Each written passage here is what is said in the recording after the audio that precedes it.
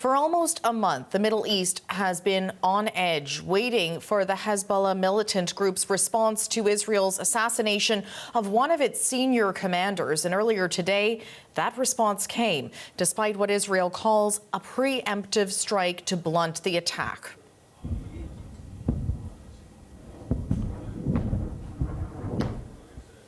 This was the scene over northern Israel as Hezbollah unleashed a barrage of rockets and drones over southern Lebanon. Its leaders calling the attack phase 1 of its revenge. Most of the rockets were intercepted, but here's a look at some of the damage that was caused. This home sustained structural damage. Israel's prime minister says his country's forces are ready to protect its citizens.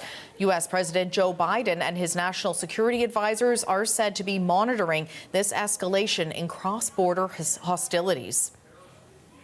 We're going to turn now to CBC's Sasha Petrusik, who's watching this unfolding story in Jerusalem.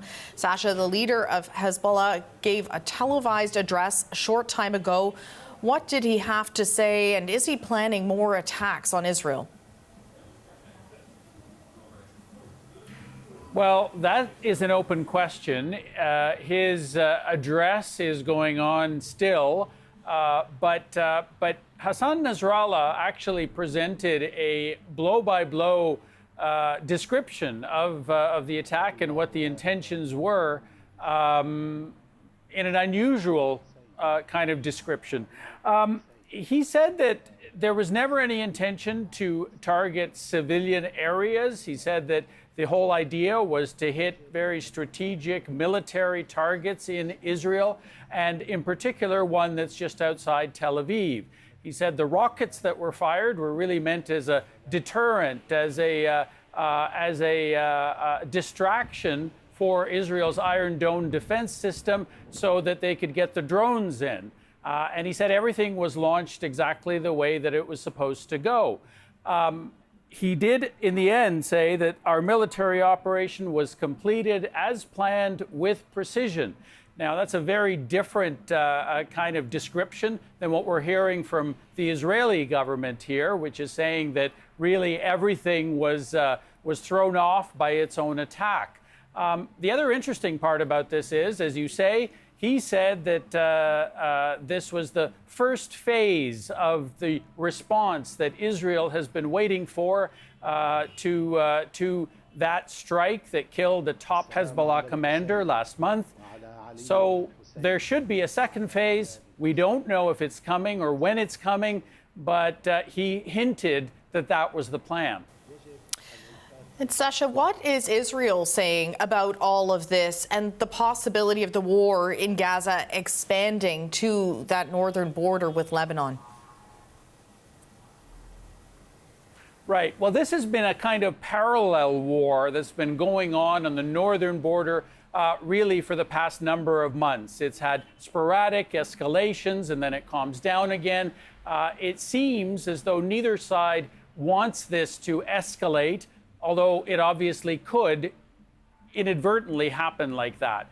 Hezbollah is also hinting today that it doesn't want an escalation. Diplomats have been saying that neither side does. But as far as Israel is concerned, it is saying that it deterred this whole attack, that it knew the attack was coming in advance, that it sent more than 100 jets up to bomb the launch sites of the rockets and the other weapons that were going to be fired, and that really nothing happened here.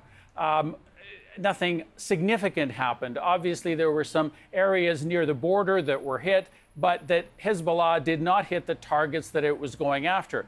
And in the end, Israeli Prime Minister Benjamin Netanyahu said that this is not the end of the story, hinting that there will be more attacks into Lebanon. This is the rest of what he had to say. We are determined to do everything to protect our country, return the residents of the North safely to their homes, and continue to uphold a simple rule: whoever hurts us, we hurt them. And this is really the message that Israel's been sending out, that it is very determined to fight back and to fight back in advance if it suggests or if it hints or if it thinks that something is going to happen and someone's going to attack Israel. Strong message there from Netanyahu, for sure, in response to the latest. Thanks for this. That's the CBC's Sasha Petrusik in Jerusalem.